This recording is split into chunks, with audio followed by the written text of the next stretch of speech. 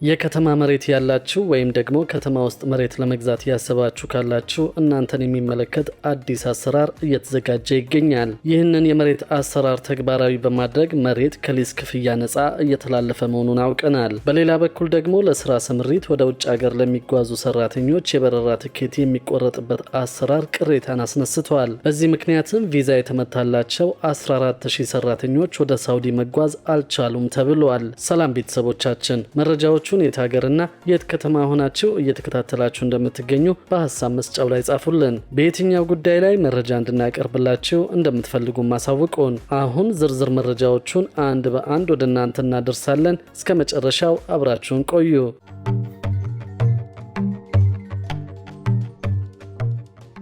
ለስራ ስምሪት ወደ ውጭ ሀገር ለሚጓዙ ሰራተኞች የበረራ ትኬት የሚቆረጥበት አሰራር ቅሬታን አስነስተዋል። በዚህ ምክንያትም ቪዛ የተመታላቸው 14000 ሰራተኞች ወደ ሳውዲ መጓዝ አልቻሉም ተብሏል። በአዲሱ የውጭ ሀገር የስራ ስምሪት አዋጅ መሰረት ሰራተኞችን ወደ ውጭ ለመላክ ፈቃድ ያገኙ ኤጀንሲዎች የትራንስፖርት አገልግሎት ከሚሰጡ አየር መንገዶች የበረራ ትኬት በቀጥታ እንዳይቆርጡ መከልከላቸው ቅሬታን አስነስተዋል። የውጭ ሀገር ስራ አገናኝ ኤጀንሲዎች ወደ ውጭ ሀገር ለሚልኳቸው ሰራተኞች የበረራ ትኬት መቁረጥ የሚችሉት የስራና ክህሎት ሚኒስቴር በሚያስተዳድረው ማዕከላዊ አሰራር ብቻ ነው የሚል ክልከላ በሚኒስቴሩ ተጥሎባቸዋል። ቅሬታቸውን የገለጹ የውጭ ሀገር ስራ አገናኝ ኤጀንሲዎች የስራና ክህሎት ሚኒስቴር ተግባራዊ ባደረገው የበረራ ትኬት የግዢ ስርዓት ላይ ባሉ የተለያዩ እንከኖች የተነሳ አጠቃላይ የውጭ ሀገር የስራ ስምሪቱ ችግር ውስጥ እየገባ ነው ብለዋል።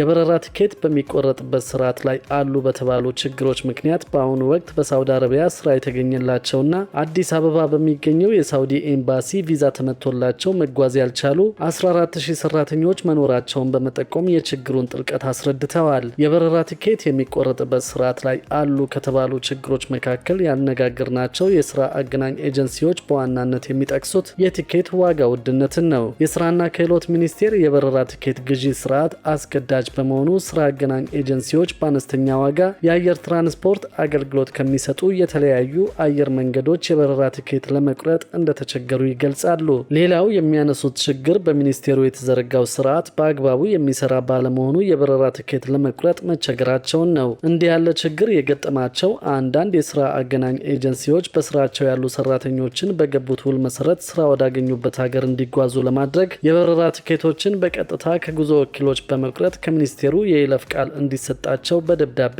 እንደሚጠይቁ ገልጸዋል።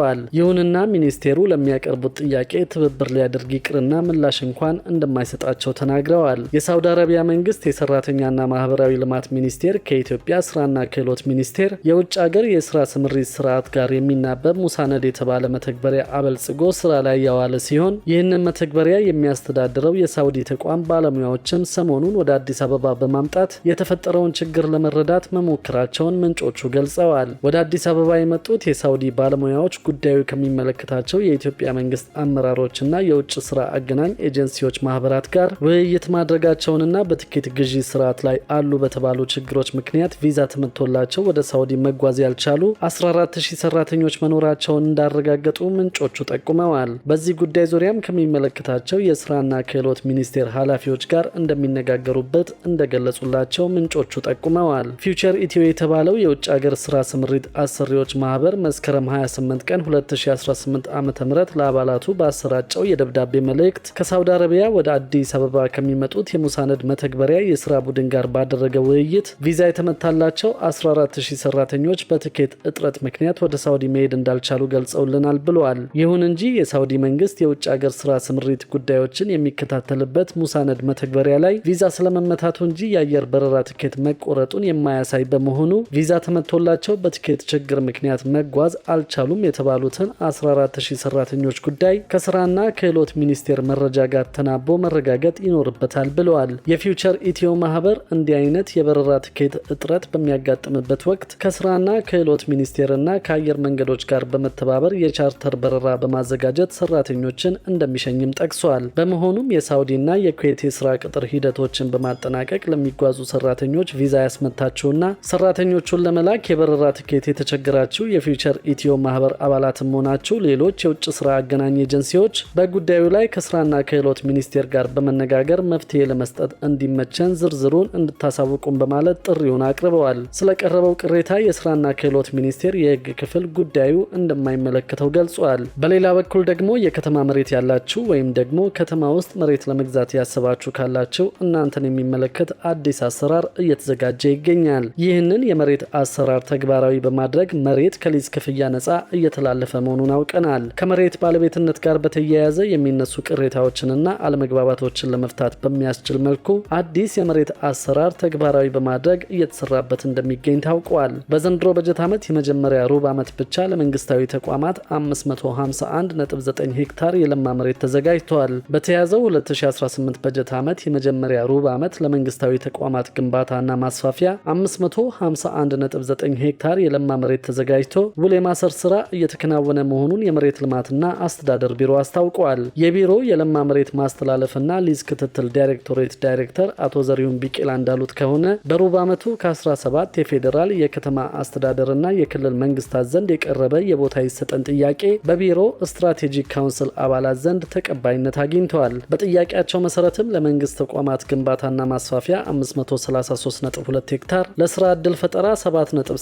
ሄክታር እንዲሁም ደግሞ ለፌዴራልና የክልል መንግስታት 59 ካሬ ሜትር የለማ መሬት ተዘጋጅቶ ከሊዝ ክፍያ ነጻ እየተላለፈ መሆኑን ዳይሬክተሩ ገልጸዋል። አክለውም በበጀት ዓመቱ የመሬት ሊዝ ጨረታን ጨምሮ ለልዩ ልዩ አገልግሎቶች የሚውል 587.4 ሄክታር መሬት ለማዘጋጀት መታቀዱን አስታውቀዋል። በመጀመሪያው ሩብ ዓመት ብቻ መንግስታዊ ተቋማትን ጨምሮ 672.5 ሄክታር የለማ መሬት በማዘጋጀት ከወዲሁ የበጀት ዓመቱን እቅድ ማሳካት መቻሉን አብራርተዋል። በተያያዘ ዜና ቢሮ በቅርቡ ባወጣው 6ኛ ዙር የመሬት ሊዝ ጨረታ 132 ፕሎቶችን ለውድድር አቅርቦ ከጨረታ አሸናፊዎች ከወዲሁ 1.1 ቢሊዮን ብር መገኘቱን ገልጿል። ውል የማሰሩ ስራ ሙሉ ለሙሉ ሲጠናቀቅ 1.8 ቢሊዮን ብር ለማግኘት እየተሰራ ስለመሆኑም ዳይሬክተሩ አቶ ዘሪሁን ጨምረው ተናግረዋል። ከጨረታ ሂደቱ ጋር ተያይዞም ሆን ብለው የማጭበርበር ወንጀል ሙከራ ያደረጉ 16 ተጫራቾች ሲፒኦ እንዲወረስ ተደርጓል። በተጨማሪም በህግ ተጠያቂ እንዲሆኑ ለቢሮ የውሳኔ ሀሳብ መቅረቡን አንስተው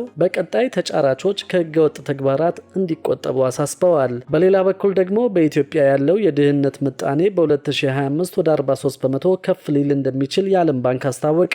ዓለም ባንክ ድህነትንና የሀብት ፍትሐዊነትን በተመለከተ ከሰሞኑ ባወጣው መረጃ በኢትዮጵያ በተያዘው የፈረንጆቹ 2025 የድህነት ምጣኔ ወደ 43 በመቶ ከፍ ሊል እንደሚችል አስታወቀ።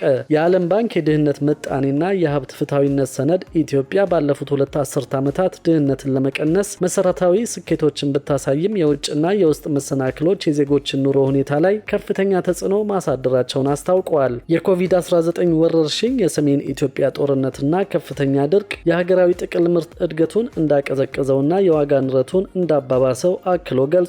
የሀገሪቱ የድህነት ምጣኔ በፈረንጆቹ 2016 ከነበረበት 33 በመቶ በ2021 ወደ 39 በመቶ ከፍ ማለቱን የገለጸው የዓለም ባንክ ይህ መለኪያ በቀን ከ3 ዶላር በታች የሚያገኙ ዜጎችን ግምት ውስጥ በማስገባት መሆኑን ጠቅሷል። ከኢትዮጵያውያን መካከል 37 በመቶ የሚሆነው ዜጋ ከ3 ዶላር በታች ገቢ ያለው፣ 38 በመቶ ቢያንስ አንድ ለትምህርት የደረሰ ህፃን ትምህርት ቤት ያልገባ የቤተሰብ አባል ያላቸውና 26 በመቶ የመጀመሪያ ደረጃ ትምህርት ያልጨረሱ ጎልማሶች እንደሚሆኑ ተገልጿል። በተመሳሳይ ስታንዳርዱን የጠበቀ የመጠጥ ውሃ የሌላቸው 41 በመቶና ስታንዳርዱን የጠበቀ የፍሳሽ አገልግሎት የሌላቸው 95 በመቶ ናቸው ብለዋል። የዋጋ ንረት የከተማ ነዋሪውን በትልቁ በትር እያሳረፈበት መሆኑን ያስታወቀው የዓለም ባንክ የገጠሩ ማህበረሰብ ከገበያው ጋር ባለው እምብዛም ያልተጠናከረ ግንኙነት የዋጋ ንረቱ እንደ ከተሜው እንዳልበረታበት ያስረዳል። መሰረታዊ በሆነ መንገድ የኑሮ ደረጃ በገጠሩ ማህበረሰብ ማሽቆልቆሉን ገልጾ 3/4 የሚሆነውና በገጠር የሚኖረው የሀገሪቱ ህዝብ በድህነት ውስጥ እንደሚኖር ያስረዳል። በገጠሩ ኢትዮጵያ ክፍል የሰው ሀብት ልማት ዝቅተኛ መሆኑ አሳሳቢ እንደሆነ ገልጾ በፈረንጆቹ 2021 86 በመቶ የሚሆነው የገጠሩ ጎልማሳ የመጀመሪያ ደረጃ ትምህርት ያላጠናቀቀ ነው ብለዋል። በአማካይ ግማሽ ከሚሆነው የገጠሩ ቤተሰብ በእያንዳንዱ ቤተሰብ ውስጥ ቢያንስ አንድ የቀነጨረ ልጅ እንዳላቸው የዓለም ባንክ መረጃ ያስረዳል። ሩብ የሚሆኑ ቤተሰቦች ደግሞ የከፋ መቀንጨር ያጋጠመው ልጅ እንዳላቸው አስታውቀዋል። በገቢ መጠን መለያየት ምክንያት የመንግስት አገልግሎቶችን ለማግኘት የጎላ ልዩነት መኖሩን ሲያብራራም ለአብነት የፍሳሽና የኤሌክትሪክ አገልግሎት የተሻለ ገቢ ያላቸው 20 በመቶ ኢትዮጵያውያን፣ ዝቅተኛ ገቢ ካላቸው 20 በመቶ ኢትዮጵያውያን የተሻለ አቅርቦት እንዳላቸው ያስረዳል።